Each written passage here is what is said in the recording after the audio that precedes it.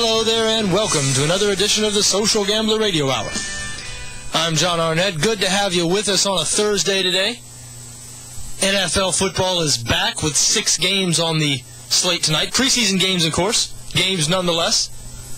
We'll talk some more about those here in a bit. Joined as always by producer extraordinaire Pete Melfi. The best producer in the business. Of course, I don't know many people in the business, so don't listen to me. I am John Arnett. This is the Social Gambler Radio Hour. 794-9001, the number here. If you'd like to get in touch with us, your calls are always welcome. 794-9001. We are brought to you by thesocialgambler.com. Your leader in free sports picks, news, and reviews. And one of those free picks was on a preseason game tonight, I happen to notice. So we will get to that here in a bit. PGA Championship ongoing right now. Up at the Ocean Course, Kiawah Island. Now, all the talk had been about how hard this course was coming into the tournament, 7,800 yards, sea level, or whatever it's playing at. Scores were low today. Extremely low. I was a little surprised to see it. I didn't see much of the coverage. Saw about a half hour of it today. Don't believe it started till 1 o'clock, which I thought was a little bit unusual. Thought the PGA usually came on a little earlier than that. Maybe I'm just getting it confused. Anyway, low scores out there at Kiawah. Carl Pettersson, the hefty former NC State golfer, a Swede, I believe. I believe Carl Pettersson hails from Sweden. I think he's been living over here for over a decade, though. He leads with a 6 under 66.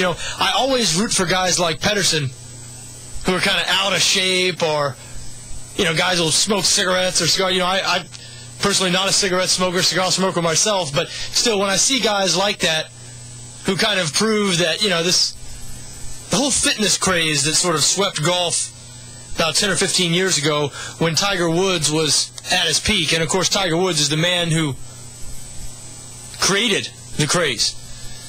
But now it's getting a little crazy now. You hear, I just remember a month or two ago I heard Tiger at a press conference saying, I believe it was after he had won his 3rd event of this year, saying,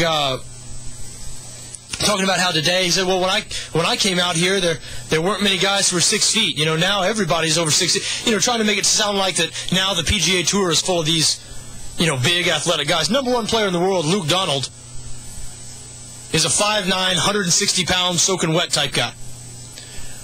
Rory McIlroy, though he is plenty fit, certainly not an overwhelmingly big guy. Hunter Mahan, you go on and on. There are just as many sort of smaller and small frame guys or out of shape guys. Guys like Carl Pettersson. I mean, there might not be as many more as there used to be. The days of Craig Stadler, and it seemed like everybody made a lot of birdies. Lanny Watkins or whatnot would have a little gut hanging over. Might be more flat bellies or whatever out there now, but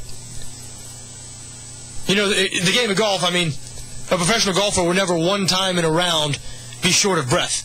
So anybody who convinces you that you somehow need to be a world-class athlete to be able to play great golf, you have to have world-class hand-eye coordination. Doesn't matter if you eat 5 hot dogs. I guarantee you, the guy that eats 5 hot dogs right before he goes out and plays and smokes a pack during the round, but has excellent touch and hand-eye coordination, is going to beat the guy every single time who runs 6 miles a day, eats nothing but, fruits and vegetables, is in great shape, can walk 72 holes in 5 hours or whatever. Of course, you couldn't walk and play 72 in 5 hours. I just mean could walk in general. You get my point. So anyway, I sort of root for guys like Carl Pettersson. I like seeing that. Darren Clark winning a major last year. Carl Pettersson does have a 1-stroke lead over Gary Woodland and Rory McIlroy. McIlroy's had a tough season. After the way he started off the year, a lot was expected of him. People thought he had sort of taken over that mantle previously held by Tiger Woods of best player in the world, but he hadn't been ready to step into those shoes. Not yet. Did play an excellent round today, though, shooting a 5 under par 67. Again, he's tied with Gary Woodland, who's a young guy, really long hitter. They're tied for second at 5 under, shot behind Carl Pettersson. Now, the group tied for fourth at 4 under. There's several guys, 6 now, I believe. One of them's on the course, Gonzalo Fernandez Castaño, a European Tour player. But John Daly tied for the lead, and I was watching the tournament last week. The the off-site event. You know, every time they play one of these World Golf Championship events, the tour goes on. The tour plays an event for the guys who didn't get into that event. I believe it was in Reno last week. Anyway, John Daly played in this tournament. He no longer has PGA Tour status. Just gets into a few via sponsors exemptions. And for a while there in one of the rounds, I can't remember, maybe it was the third round I was watching, I can't remember, but I was watching and he was in the lead. He was tied for the lead. It was a Stableford tournament, using the Stableford scoring system where you actually get points for birdies and eagles and so on. Subtract a point or two for a bogey or a double. So John Daly's playing some good golf. I can't remember how long they said it's been since he's won, but they mentioned it on the show, and you thought, wow, it has been a long time. A long, long time. 10 years or more since John Daly has won on the PGA Tour. A lot of people, myself included, thought, or actually still think, that his days of winning on tour are done. Saw an episode of that show, Faraday. There's a show called Faraday that comes on the Golf Channel. To tell you the truth, this was the first episode I'd ever seen where he interviewed John Daly. Pretty interesting stuff. Pretty interesting interview. John Daly sounds likable, definitely a flawed human being, but sounds likable. I have a funny John Daly story I might have told before on the air. I can't remember. If not, I'm going to retell it anyway. Yeah, about 10 years ago, right when John Daly was in the middle of his public quitting drinking phase, you know, there were clips of him on SportsCenter playing tournaments where he was shaking, you know, had the trembles, you know, couldn't even light a cigarette, you know, he'd start crying, getting emotional, because he was sober, apparently, kicked alcohol or whatever. Well, right during that time, when he came to town to play the TPC, I got a call from one of my friends at about 11:30 one night. My friend was not a golfer or a golf fan. He knew that I was, both. So I get a call from him. You know, I could tell he was somewhere. You could hear some commotion in the back. And he goes, hey, man, he goes, you got to be up here. I'm up here getting wasted, getting drunk with John Daly. And I told him, I said, you know, John Daly, he's sober now. I mean, just the previous week or something, I'd seen on TV, on ESPN, him shaking during a tournament, during a round, apparently shaking because he was going through alcohol withdrawals. And to hear my friend tell the story, it's really funny. It's actually better than me, because my friend will tell the story. He'll say, here he was on the phone telling me he's sober now, and literally while he was telling me this, I was staring at the guy, and this was at the Hooters near Marsh Landing. It no longer exists now. But the Hooters used to be out there at Jack's Beach, near Marsh Landing Parkway. You might know where it is, what I'm talking about. Anyway, my friend tells the story. He says, while he's on the phone telling me this guy doesn't drink anymore, I am watching this guy, who is John Daly, drink from the side of the pitcher an entire pitcher of beer, spilling it down all over him and on his shirt.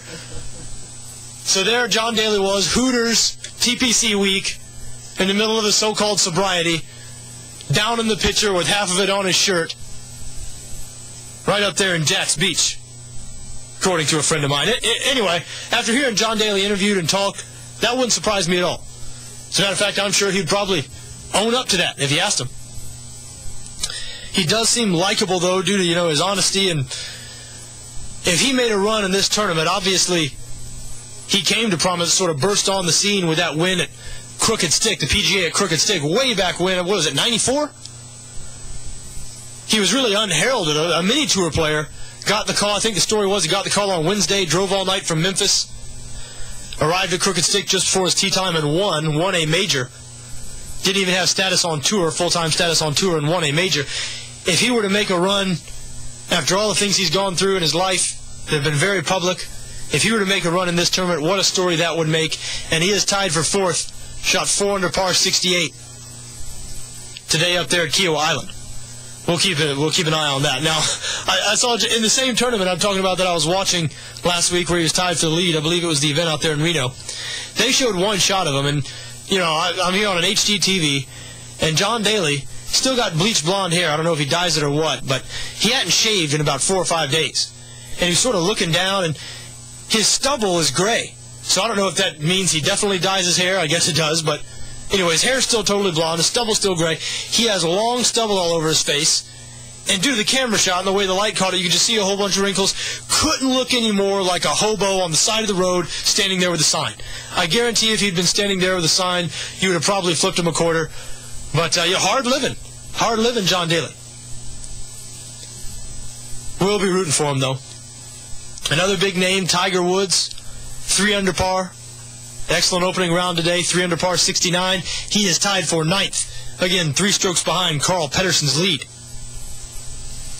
So Pete told me before the show he had been waiting all day for an update on the PGA Championship. Chomping at the bit.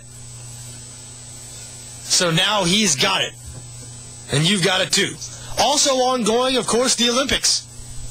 Have you been watching the Olympics, Pete? Any more of it as it's progressed here? Are we getting any Olympics? I haven't seen any more volleyball, so no. No more volleyball. Well, I'll tell you what, as far as women's sports, yes, you would think volleyball, beach volleyball, for obvious reasons, would be the one to watch. And, I ran across a women's sport flipping through, I guess it was today, and saw some yesterday that surprisingly you wouldn't want to watch. You would think that women's water polo would be the type of sport, women in bathing suits grappling with each other. I would apologize to my women listeners for being, so obviously sexist, except I know there are no women listeners here because women don't listen to sports talk radio, so no apologies necessary. But anyway, the water polo, girls grappling with each other in bathing suits. However, have you seen any women's water polo, Pete, in the Olympics? I have not. I haven't. I guarantee you, any of our listeners who have seen it, they probably know what I'm talking about and know what I'm going to say. And listen, I don't want to be overly mean. Sometimes I've probably walked that line on this show. But put it this way, I would think, because I know they're not in the shallow in their water polo, none of them are standing, so I would think that, the more weight you have, the easier you sink, right? I mean, it seems like you'd be, the ideal water polo player would appear like they could float really well. I don't know. Some of these girls, they got out of the pool, I was wondering how they didn't sink to the bottom. Now, apparently you might need a sturdy base to control your opposition. It looked like a physical game. I mean, no joking aside. The women's water and men's water polo as well, I guess, but I mean, they were grappling with each other under that water. I mean, it's not a physical game, and I guess a good sturdy base is helpful to fend people off. I'm not sure they're going to be selling many copies of their calendar, though. I'm not saying one team in particular. Maybe I was watching the wrong game, but women's water polo, I can see why it hasn't caught on as a worldwide phenomenon on television. Now, another sport that, quite frankly, I didn't even know was an Olympic sport, equestrian. Equestrian is an Olympic sport. What I'm wondering is, who do they hang the medals on? Does it not seem like the horses should get the medals? Hey, I know it takes skill, no doubt, to ride a horse, navigate these jumps, but how do you think that horse feels when it gets to, put off to the side and eat some hay or whatnot, where the person riding it gets a gold medal and showered with praise? Anyway, saw some of the equestrian, some of the women's water polo, some more common sports, some sports people might be more interested in. Women's soccer, well, you're talking about obscure sports when you can actually say some more common sports more people might be interested in, and then you say women's soccer. That means the previous sports you were talking about were way out there. Sports like women's water polo and equestrian. So we'll get on more and more familiar. We'll gradually work up there. Women's soccer, the U.S. women's team, who, the pride of the Social Gambler radio show, certainly. Up 2-0 on Japan in the gold medal match. I think that's pretty much in the books, right? Pretty sure in soccer a 2-goal lead is insurmountable. Seems like sometimes they'll play several games without scoring. Anyway, U.S. up on Japan. They're going to lock down a gold medal, it looks like. My heart swells with pride. U.S. boxing, a different story. The winningest nation in Olympic boxing history. 0 medals from the men for the first time. First time since the American men have participated in the Olympics. 0 medals in boxing. They did have a woman win bronze in flyweight, and I saw some of this, and I'm serious. I'm sure they'll show it tonight because they show obviously the highlights at NBC. They like to show Americans doing well, so forth. So if you want to see something entertaining tonight, want to see fun and just exuberance, and you just in watching this girl fight and watching this girl box, and I say girl because she's 17 years old. You can see how much fun she was having, and it's really what's right about the Olympics and athletics in general. I'm talking about Clarissa Shields. A 17-year-old middleweight from Flint, Michigan, was not expected to medal at these games. She won the gold, beat some 33-year-old Russian. Like I said, I saw most of the fight. The part I saw, I mean, she was she was beating this woman badly. The woman couldn't touch her. She was holding her hands down, sticking her tongue out at the woman, putting her head out there, sort of bobbing and weaving, having a good time, Claressa Shields was. And then when she stood on the podium and accepted her gold and the national anthem was playing, all of a sudden she just burst out laughing. You know, it's like one of those things where she's a 17-year-old and it looked like one of those instances where she was thinking, don't laugh, don't laugh, don't laugh, you're getting an Olympic medal, and she just started laughing uncontrollably. So good for her, good for Claressa Shields. It's fun to see someone having that much fun and achieving something that, you know, most of us only dream about, Olympic gold. Good for Claressa Shields. Men's boxing, you know, and I know that nowadays, I mean, what do you do about that problem? Because now, you know, if you've got an athlete, if you've got an exceptional athlete in high school or whatever, you push them towards different sports, basketball, football. I'm not sure a lot of kids are growing up wanting to be boxers in this country. So we'll see. Not even sure if anything can be done about that. I don't know. That's the Olympics for the day, Pete. You satisfied? You want some more? No, that's fine. All right. PGA Championship and Olympics. Pete is going to record this segment and play it for himself over and over tonight before he goes to sleep. We do have to take a quick break right now. 794-9001, the number if you'd like to join the program on the other side. I'm John Arnett, and this is the Social Gambler Radio Hour.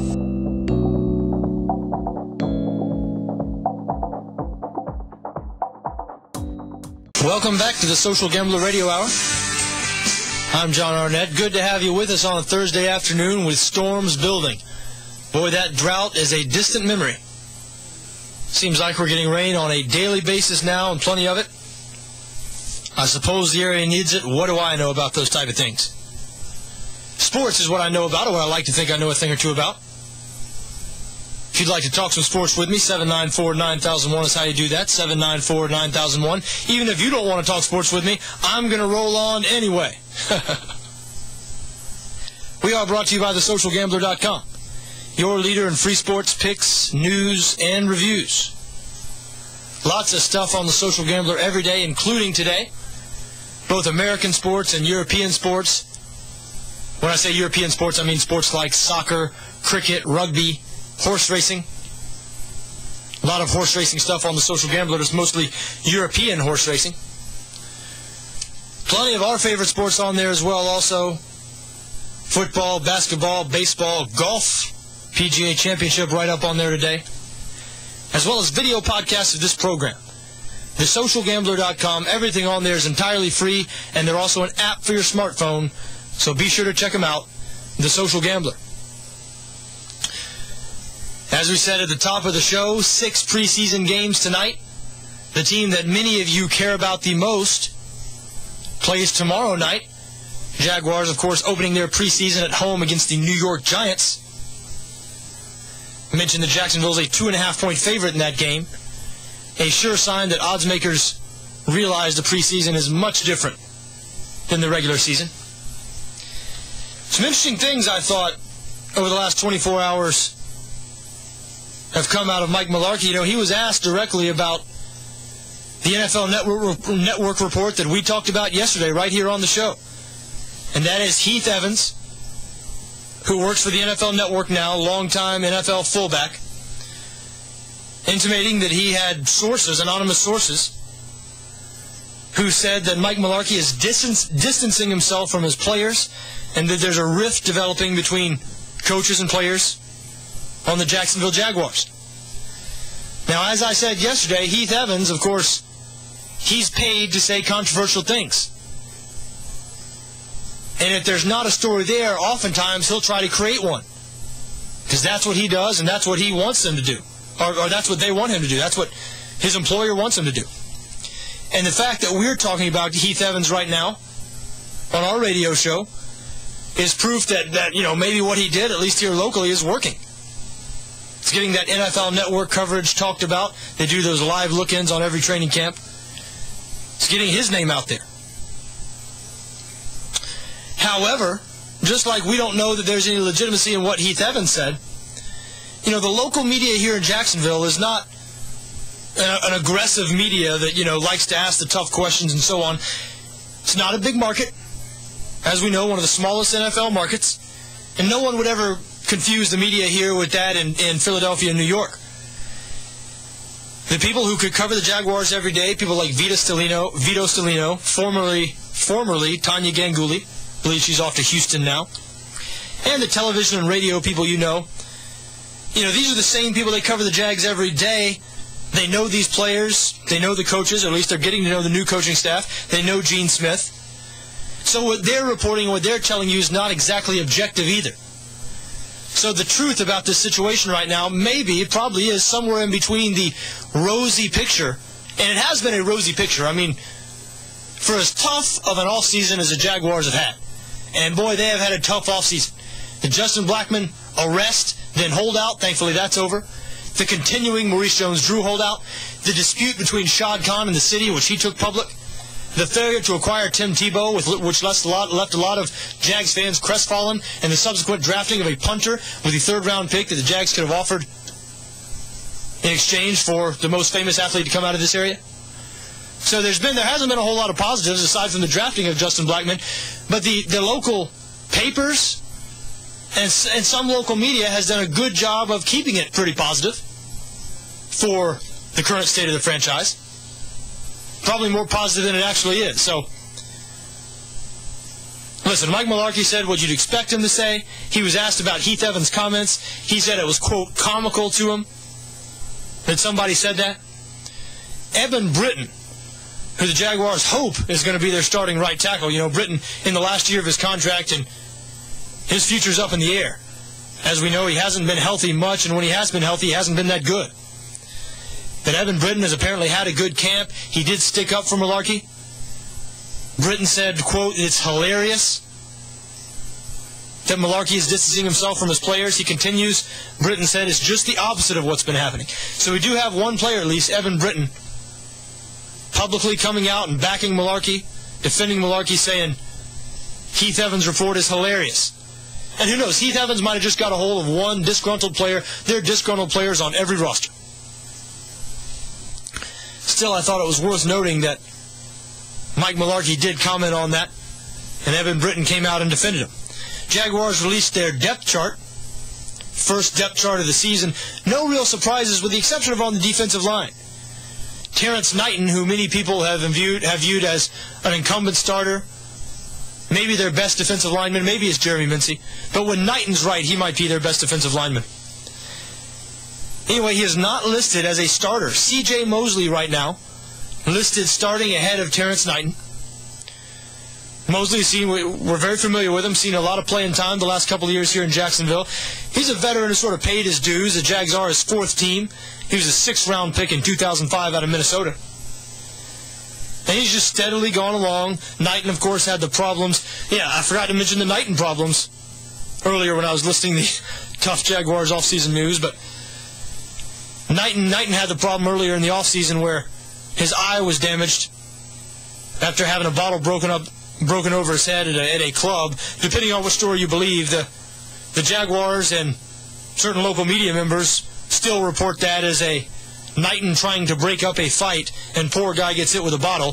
The police report that was filed on it says Knighton was outside of the club yelling that he was going to kill everybody and had to be physically removed from the club. So believe what you want to believe. Anyway, when he's on the field, he's a heck of a defensive tackle. So C.J. Mosley must be playing some good football right now to be listed ahead of him. Mosley made some public comments about that, saying that Joe Cullen, of course the Jaguars' defensive line coach, constantly makes references to Wally Pipp, who famously was replaced by Lou Gehrig in the starting lineup nearly 100 years ago now. That was a long time ago. I guess not quite 80 years ago or somewhere in that era. Of course, Wally Pipp never got a spot back. Gehrig went on to play more games consecutively than any man in Major League history until, of course, Cal Ripken broke his record. So we'll see. We'll see if Terrence Knighton becomes Wally Pipp. I have my doubts. I think Knighton has a bright future here in Jacksonville, but you never know. Now, even though Jacksonville doesn't play till tomorrow, we said there are 6 preseason games tonight. I want to get into a few of them. The Washington Redskins. First, something let me say about preseason football. And I've said this before on the show. Listen, I love to bet football. However, betting preseason football is a little, maybe a little over the line. Mostly because not all these teams are even trying to win. They don't play their best players. Sometimes you'll see coaches make decisions at the end of the game they wouldn't otherwise make just because they don't want the game to continue into overtime and, further risk injury to their players. However, there are a lot of people who do bet preseason football. Some people would label that as sort of degenerate behavior or obsessive or whatever. Good, clean fun is what I call it. So we think there's nothing wrong with betting preseason football if that's what you want to do. Now, if you are going to venture into those waters, bet some preseason football, a couple of pieces of advice. Gave them to you a couple days ago. They're worth repeating. Consider a team's motivation. More specifically, look at a specific coach's history of whether they try to win preseason games or whether they don't. Some coaches do, some coaches don't. Simple as that. The Peyton Manning Colts, over one 3-year stretch, were 1-11 in preseason games. The Detroit Lions, since Jim Schwartz has been the coach there, are 10-2 in the preseason. So, some teams and coaches try to win, some teams and coaches don't. I think new coaches, teams in a scenario like the Jacksonville Jaguars, are the type of team you want to look for in the preseason. A new coach and a losing franchise, they're looking to establish some positivity, maybe a winning attitude. They might care a little more about winning than, say, the New York Giants, who are coming in here tomorrow night, defending Super Bowl champions, who couldn't care less, I'm sure couldn't care less, if they win their first preseason game of the season. So all that being said, I'm going to read out some of these lines for these games tonight. And one thing I've noticed in looking at these lines, there's many sites where you can see what the lines open at in Vegas and what they move to. You remember during last football season we talked a lot about this stuff. Line moves, they can tell you a lot of different things. You can see early big line moves are usually due to quote-unquote sharp money.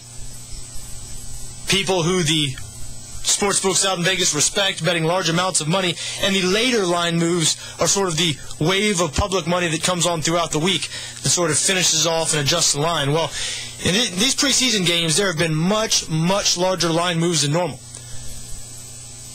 So one of two things. Either the odds makers just haven't been sharp on these games and didn't pick up on some things until after the lines were released, or there is a whole lot of money being bet on these games on certain sides. Who knows? Who knows what the case is? Anyway, prime example is tonight's game of Washington Redskins travel up to Buffalo to play the Bills. This will be Robert Griffin III's debut. Now, when I talked about coaches who try to win preseason games, coaches who don't care about it, Mike Shanahan, in his NFL career, is 47-29 in the preseason, 42-32-2 against the spread. So Shanahan cares about winning preseason games. Proof is in the pudding. His teams are winners in the preseason. Chan Gailey, Buffalo's coach, 4-14. 4-14 in the preseason, 5-13-1 against the spread. Now, does that mean everything? No, absolutely not.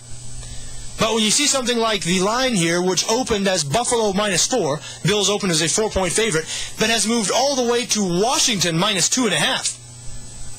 The other team's favorite, a 6.5-point move, almost unheard of during the season. You think that maybe some people realize, hey, this is Mike Shanahan against Chan Gailey, one guy that somewhat cares about winning these games, and one guy has shown that he doesn't. And even though the Bills' quarterback rotation has been talked about as a good one, Ryan Fitzpatrick, Vince Young, Tyler Thigpen, and quarterback rotations are something you want to keep your eye on when betting these preseason games, because remember, especially in the first couple of games, you're only going to see the starter for a series or two. So if you care about who wins the game, your bet's going to be riding upon these second and third string guys.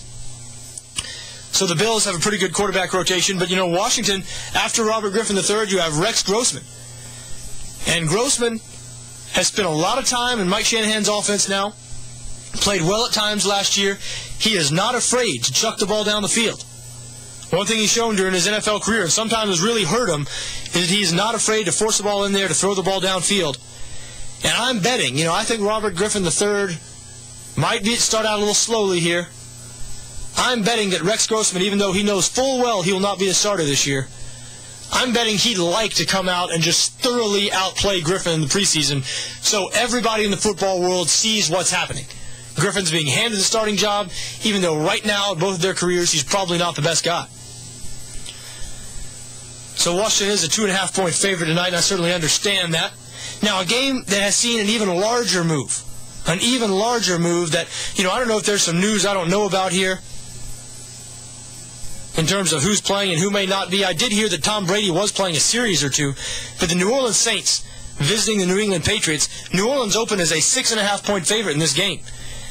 And there's been a 9-point line move. New England now favored by 3.5. Sorry, I guess that's a 10-point line move.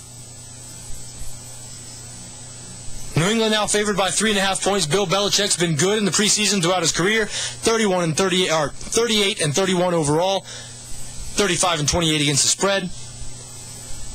Another game a lot of people will be paying attention to.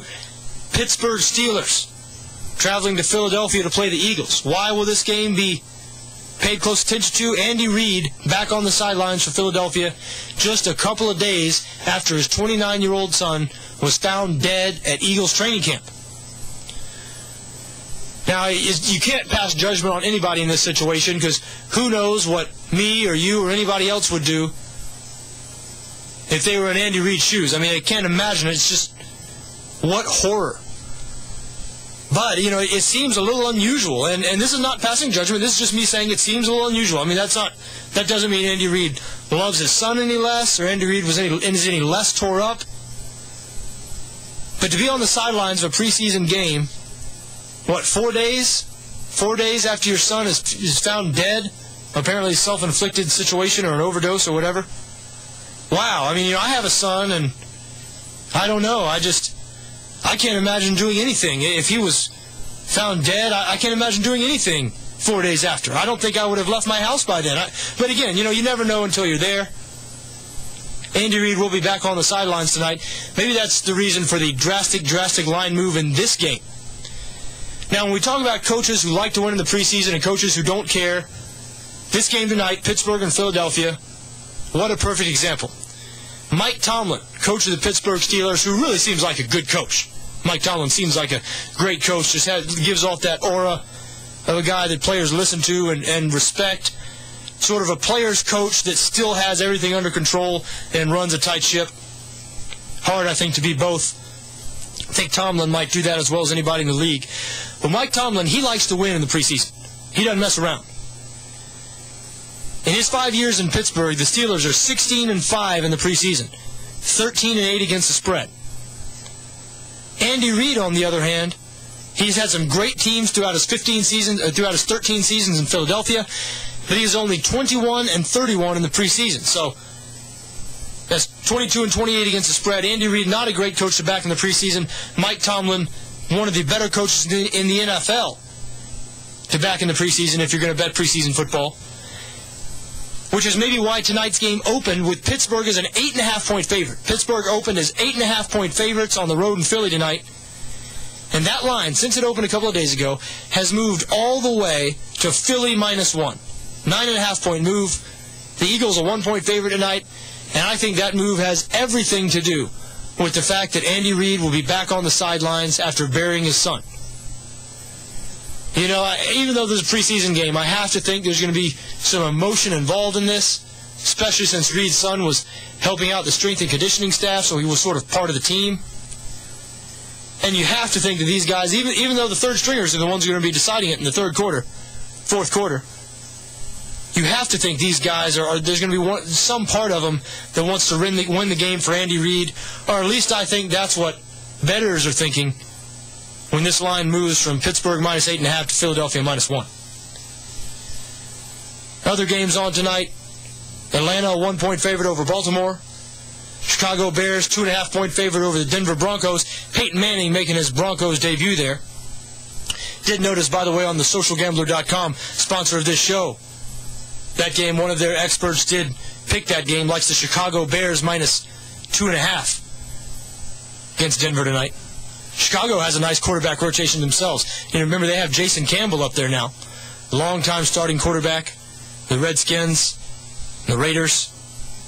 He'll be backing up Jay Cutler. They also have Josh McCown, who has some starting experience in the league as well. Anyway, Chicago does host Denver tonight, the preseason opener for both teams. And the other game, the final game on the docket tonight, San Diego Chargers at home against the Green Bay Packers. Chargers are a 2.5-point favorite. This is the battle of coaches with 500 preseason records. Norv Turner, 28-28. Mike McCarthy, 12-12. So one of these coaches will have a winning preseason record by the time this game tonight is over. Notable thing about this Packers-Chargers game tonight, there's going to be a woman named Shannon Easton.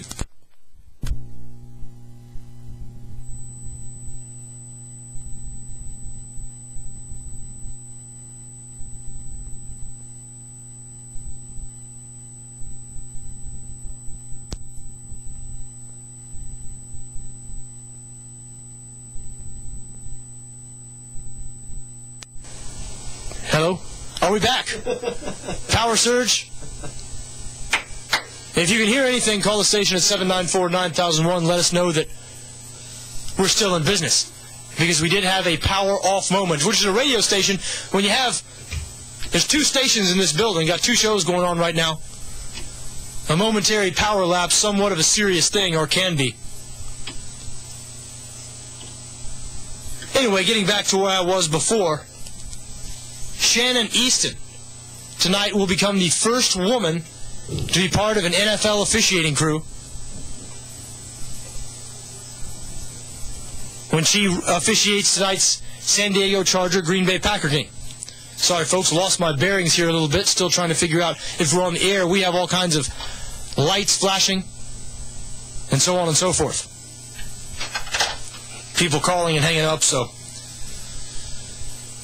Anyhow, Shannon Easton, whose previous refereeing experience was the Division III level, she will become the first female referee in NFL history tonight, refereeing the game between the Green Bay Packers and the San Diego Chargers.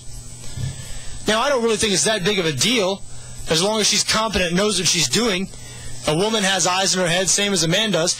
I do think it's a little strange, just a bit strange, that a woman is officiating a sport in which no women play. I mean, no women play at all. I mean, not necessarily anything wrong with it, but it's strange in the same way, if a man officiated childbirth or something like that, or if a man was the ultimate expert on childbirth. It's like, well, I'm not sure how much football experience a woman can have.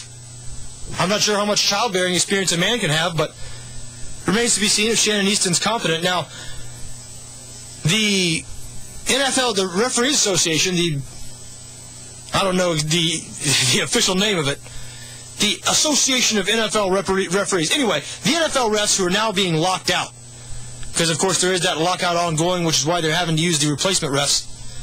They're making a big stink about Shannon Easton because she participated in the World Series of Poker in 2007. You see, NFL rules explicitly state that nobody who is employed by the NFL, that includes officials, can compete in any sort of poker tournament, anything like the World Series of Poker, either during season or after season. And at a time when the league is suing New Jersey, keep in mind the NFL has filed a lawsuit against the state of New Jersey because of New Jersey's plans to legalize sports betting. At a time when the NFL is suing New Jersey, the refs, the locked out refs, are arguing that it's a little hypocritical of them to hire somebody who has taken part in gambling festivities.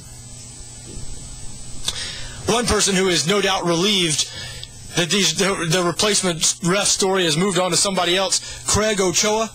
You might remember a couple of days ago, after that Hall of Fame game, he was the ref who messed up the coin toss. I mean, the first game for replacement referees, the guy messes up the coin toss.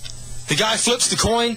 He even announces, I forget which way it was, he announces like Arizona wins the toss, they'll defer, makes one false step towards the sideline, freezes, turns around and he's like, correction, New Orleans won the toss. I mean, if you cannot even tell whether it's heads or tails on the coin toss, the ultimate choke. Well, it turns out Craig Ochoa, since that gaffe, the locked out referees, the Referees Association or whatever, NFL Association. I don't know.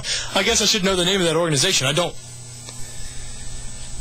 Anyway, since that gaffe, they've uncovered some information on Craig Ochoa. Now, it was known that his most recent refereeing experience, this is the guy who messed up the coin toss in the Hall of Fame game and went on to referee that Hall of Fame game. His most recent refereeing experience was for the Lingerie Football League, a league that we, by the way, wholeheartedly endorse here on the Social Gambler Radio Hour. He was a ref for the Lingerie Football League. Apparently, though, what's come out since then is he was fired by the Lingerie Football League for incompetence. That's not a joke. That's not a joke. I'm sorry, but I would find it hard to referee a lingerie game. I mean, are you really paying attention to the violations? I'm probably paying more attention to the clothing, the uniform violations. Well, I tell you what, there might be some uniform violations in those games, and I do believe there probably are. But I tell you one thing, from having seen some lingerie football, this is no joke. Those ladies play. I mean, I saw one of these games, and I was like, yeah, lingerie. You would not want to be out there to be the middle linebacker, I promise you. They're in lingerie, but they're in lingerie and shoulder pads and helmets, and they are running downhill. I mean, I saw a couple of these girls running and tackling, and I thought, man, I tell you what, trust me, you wouldn't want to have to tackle one in open field, not one of the better ones. So I'm not saying those women aren't doing something that takes some athletic talent, but yeah, I'm with you, Pete. And why else would they call it the Lingerie Football League? They know what sells the tickets. Anyway, I tell you one thing that was affected by the power outage a second ago, and that is the air conditioning. Because in just 3-4 minutes, the temperature in here has been raised about 8 or 9 degrees. When you're in a small, sort of windowless room in northeast Florida in the middle of August, no air conditioner, even for a few minutes, can be a big problem. We do have to go to a break now. We'll be right back with more, right on the other side, with more of the Social Gambler Radio Hour.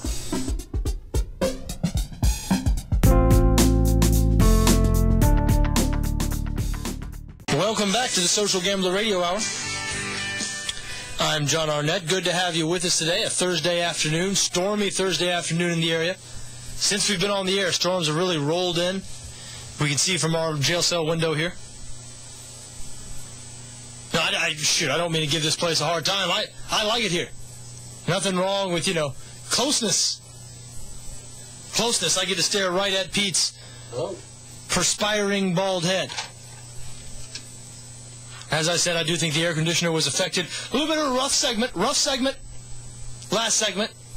I do have a valid excuse. Lightning bolt apparently struck the radio tower here. Never good when you're a radio station, when you're on the air. Anyway, I'm not as professional as, Tom Brokaw or whoever. He would probably just kept right on rolling. I didn't know what was going on. Good to have you with us today. We are brought to you by thesocialgambler.com, your leader in free sports picks, news, and reviews. Social Gambler covers all sports, including the Olympics. We did do our Olympic segment, or our Olympic little bit in the first segment. But nothing wrong with getting a double dose of Olympics.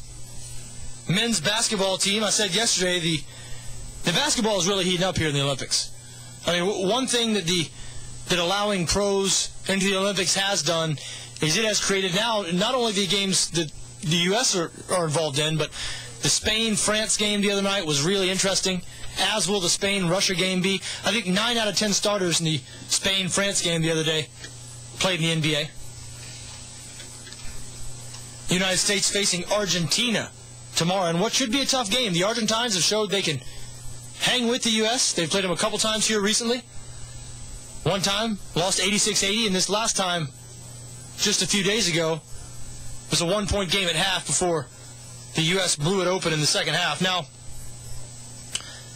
one reason that I advocate returning the Olympics to amateurs is because those people are more fun to root for, and it just makes for more compelling television.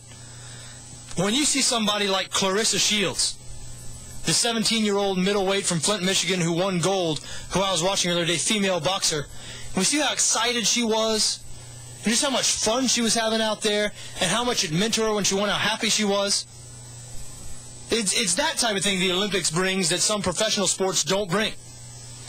People playing obscure sports that they'll never make a lot of money, and they know They know when they set out to be a gymnast, or they know when they set out to play water polo. Never going to get rich from doing that.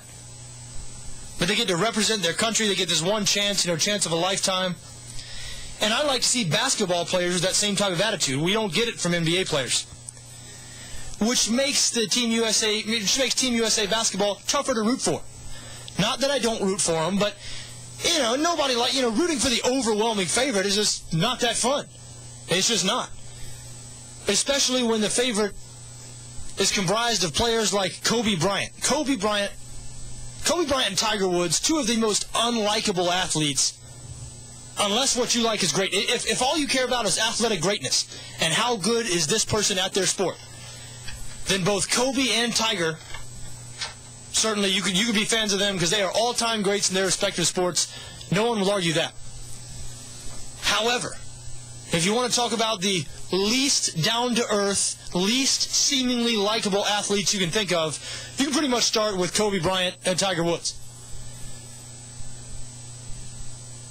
Men who clearly think of themselves, there's clearly some vanity involved there. And I'm not saying, hey, if I'd achieved as much as they had in sport, maybe I'd become like that too.